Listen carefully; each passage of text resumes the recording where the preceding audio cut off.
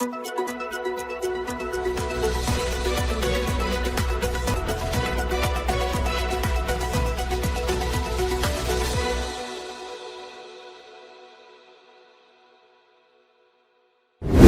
ठाकरे को कैसे नियुक्त किया गया अध्यक्ष, उस दिन तो शिवसेना विधायकों के अयोग्यता मामले में शिंदे गुट की दलील। शिवसेना विधायकों के अयोग्यता मामले की सुनवाई के दौरान एकनाथ शिंदे गुट ने पार्टी प्रमुख के रूप में उद्धव ठाकरे की नियुक्ति पर सवाल उठाया और दावा किया कि इस नियुक्ति के लिए 21 जून 2018 को पार्टी कार्यकारिणी की कोई बैठक नहीं हुई थी।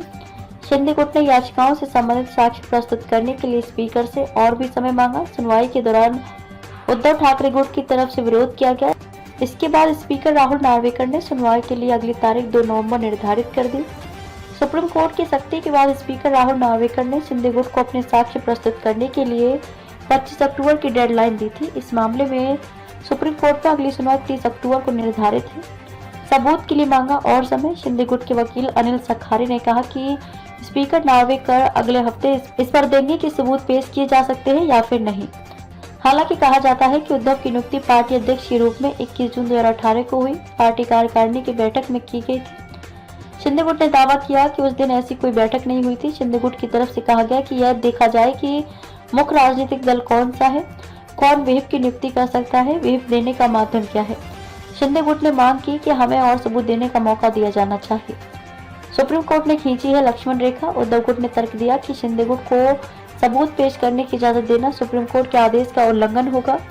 उद्धव गुट के वकीलों ने कहा कि सुप्रीम कोर्ट ने स्पीकर से सिर्फ प्रथम दृष्टया जांच कराने को कहा था। आपको पूर्ण सबूत देखने की जरूरत नहीं है। सुप्रीम कोर्ट ने आपके लिए एक लक्ष्मण रेखा खींची है, आपको इसमें निर्णय लेना है। आपको यह देखना होगा कि सत्ता परिवर्तन के दौरान क्या हुआ था, पूछने की कोई जरूरत नहीं है। एक राजनीतिक दल की संरचना क्या है। शिंदे गुट की याचिका पूरी तरह से अवैध है। आपको ऐसा कोई निर्णय नहीं लेना चाहिए जिससे सुप्रीम कोर्ट की कार्यप्रणाली प्रभावित हो। 6 कैटेगरी में बांटी थी याचिकाएं। इस महीने की शुरुआत में स्पीकर नार्वेकर ने अयोग्यता मामले में 34 याचिकाओं को 6 कैटेगरी में विभाजित किया था।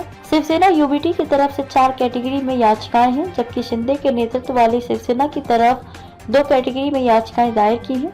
पिछले साल जून में एकनाथ शिंदे, जो उस समय उद्धव ठाकरे कैबिनेट में मंत्री थे, उन्होंने पार्टी में बगावत कर दी और बीजेपी के साथ गठबंधन कर मुख्यमंत्री पद हासिल कर लिया। इसके बाद विधायकों की अयोग्यता का मामला विधानसभा स्पीकर और फिर सुप्रीम कोर्ट पहुंचा था।